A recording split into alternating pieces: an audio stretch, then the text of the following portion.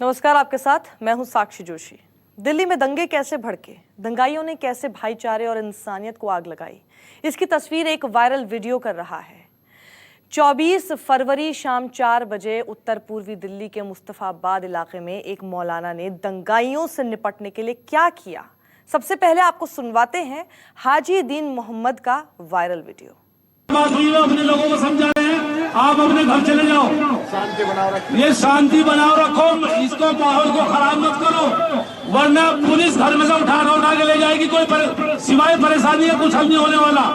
आप जज्बात में मत आओ, जज्बात में नुकसान होगा। आप समझो बात को, वापसी आ जाओ। मेरी दरखास्त है सभी भाइयों से कि सब वापस आ जाओ, अल्लाह के वास्ते वापस आ जाओ।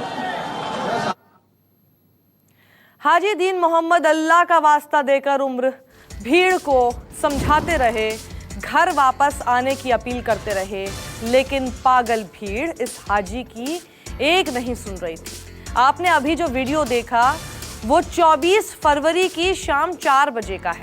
मुस्तफाबाद इलाके का उग्र भीड़ एक दूसरे की खून की प्यासी थी। न्यूज़ 24 के डिप्टी एडिटर संजीव त्रिवेदी ने हाजी दीन मोहम्मद को खोज निकाला। हाजी दीन मोहम्मद के मुताबिक बाहरी लोगों ने हमला किया और 35 साल का भाईचारा टूट गया।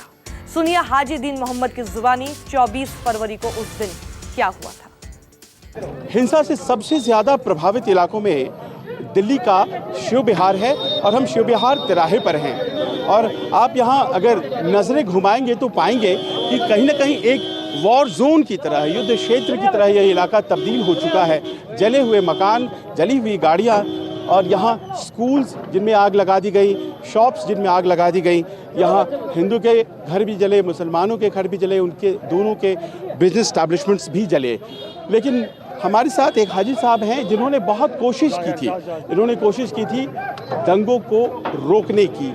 आपका नाम क्या है और आप क्या करते हैं? मेरा नाम दीन मोहम्मद मंसूरपुरी है और मैं यहाँ से तकरीबन सन 1996 में पहले 17 साल आदर्श नगर एक हिंदुओं की कॉलोनी में रहा। मेरा बड़ा भाईचारा, और यहाँ मुझे 96 से मैं यहाँ पे हूँ, एक आपस में बड़े भाईचारे के साथ में रहते हुए।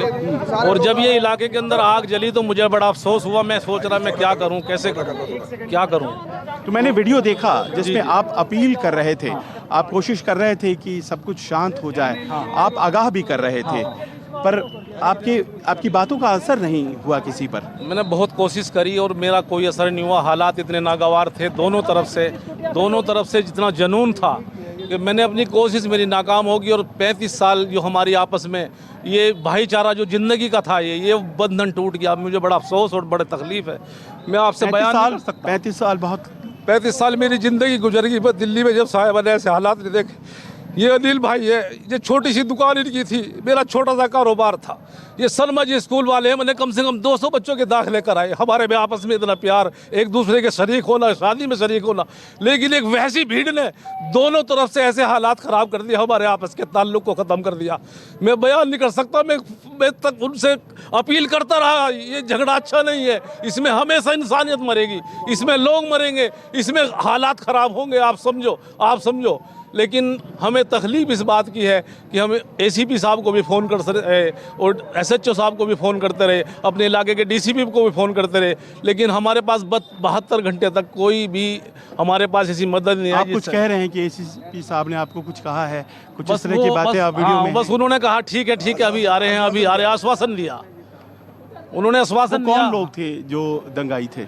हम भी इससे ताज्जुब में हैं कि वो कौन लोग थे। इधर से भी हमला था, उधर से भी हमला था। मैं किसी एक आदमी को इसको गलत ठहराऊं, इधर से या उधर से, एक जुनून था। और वो जुनून जो था वो तकलीफों में, परेशानी में। ये बाहर के लोग थे?